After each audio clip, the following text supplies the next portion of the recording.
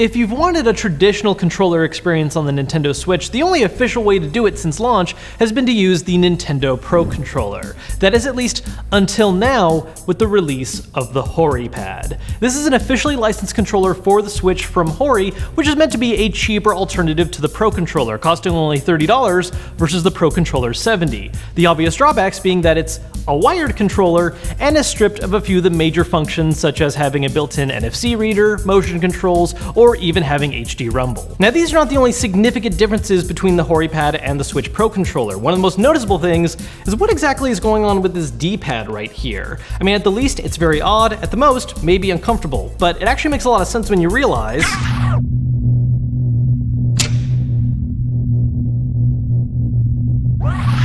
that it's detachable. So this actually gives you two different ways to use the D-pad. You can either have a button setup like this, similar to what's on the Switch Joy-Cons, which is a little odd to use at first. I mean, it's weird that it's recessed, but it's not deep enough to actually be uncomfortable. It just takes a little getting used to. Or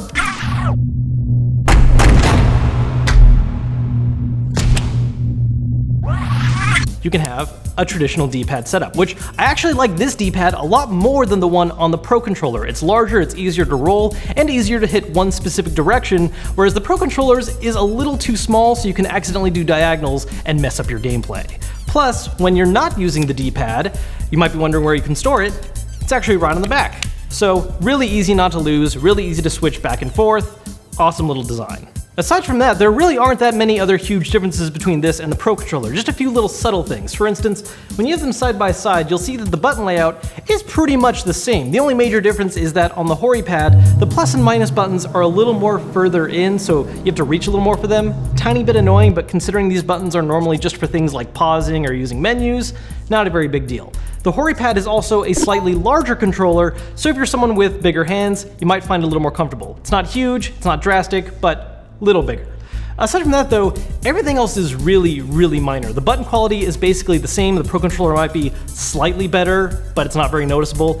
And the Horipad is also a lighter controller since it's missing so many of those additional functions, which is a little bothersome to me. I like having a little heft to my controller, but it's not a deal breaker. Now, as I've said, there are a lot of functions and features that the Pro Controller has that are stripped from the Horipad, but the Horipad does have one feature that the original Pro Controller does not have, and that's a good old-fashioned turbo button. Turbo A. That's a go. Turbo B. Check. Admittedly, the number of games that benefit from a feature like this are a lot lower than they used to be back with, say, the SNES, but you're certainly going to find some situations where being able to just rapidly tap a button as fast as possible is going to be really useful and possibly borderline cheating depending on the game. And it's really simple to use. All you gotta do is hit the turbo button at the same time as whatever button you want to use repeatedly, and bam, now it's just being mashed like crazy. To turn it off, just do the same thing again.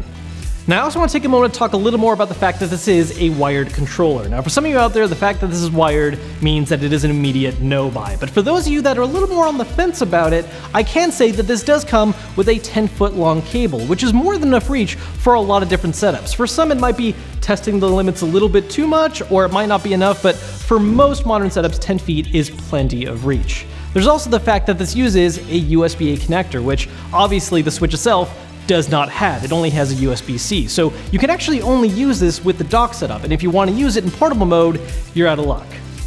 Except for the fact that we actually tested this with a USB-A to USB-C adapter, and it worked! You just have to also deal with the fact that to access that port, you're going to need a stand or something for the Switch to be sitting on, so all of a sudden this purchase went from being a $30 controller to costing a lot more because you had to buy a stand and adapter separately. But if you have those as well, gives you a lot more use out of it. So, is the Horipad worth grabbing compared to the original Pro Controller?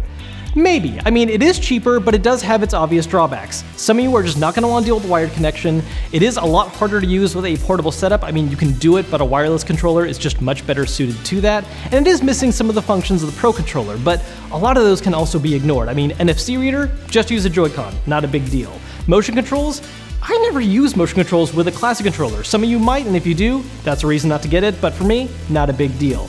No rumble feature. That's actually a problem. I do wish this thing had rumble. So that is something that I miss, but it's still not a big deal breaker. I mean, to be honest, if you're the kind of person that just plays things in docked mode and you don't mind having a cable, for $30, this thing is amazing and an absolute no-brainer.